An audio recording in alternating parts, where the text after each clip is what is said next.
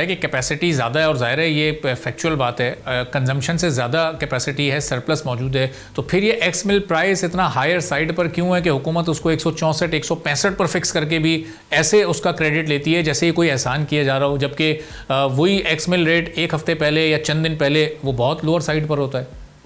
देखिए, जिस तरह से मिनिमम सपोर्ट प्राइसेस को कहा जाता है कि ये हम ग्रोअर की सपोर्ट के लिए करते हैं, वो मिसलीडिंग होता है। इसी तरह से जो हुकूमत ने इसकी प्राइस फिक्स की कि कंज्यूमर को बेनिफिट देंगे, एक्चुअली उन्होंने शुगर मिल्स को सपोर्ट किया। ये जो प्राइस फिक्स की 173 की पोर्ट पे आप डिलीवरी ले लें, इसका मतलब है कि आप इंडस्ट्री की प्राइस को 173 से नीचे नहीं जाने देंगे। यही वजह है कि 2 रुपए ऊपर है। दूसरा, हुकूमत ने पिछला आपने देखा था कि प्राइस फिक्सेशन की थी, हर महीने के बाद 2 रुपए किलो पे इजाफा होगा।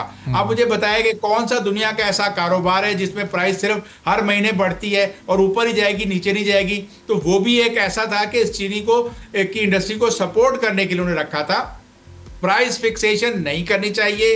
हुकूमत को इंपोर्ट एक्सपोर्ट को बैलेंस करना चाहिए। चीनी का सीजन बहुत छोटा होता है। आपकी अभी जो डिलेड क्रशिंग का इन्होंने जो इंडिया दिया है, उसकी वजह यही है कि आपने जब चीनी इंपोर्ट कर ली है तो अब वो कहेंगे कि जी हम अपनी चीनी कहाँ बेचें, हमारे पास पैसे नहीं है, हम गन्ने वालों को नहीं देंगे।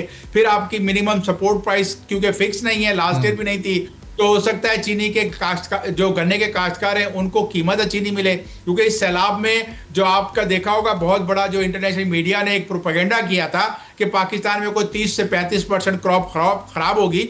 वो गन्ने की क्रॉप खराब नहीं हुई, बल्कि जब सैलाब आता है, कुछ एरिया जहां पर सबमर्ज हो गई, डूब गई गन्ने की फसल, वो तो चलो खराब हो सकती है, लेकिन बाकी जगह वाफिर मिकदार में पानी मिला। तो इस साल गन्ने की पैदावार जो होगी वो बम्पर होगी, उसके अंदर रिकवरी जो है वो 12% से ज्यादा हो सकती है। सब्सक्राइब करें और बेल दबाएं ताकि कोई खबर रह न जाए।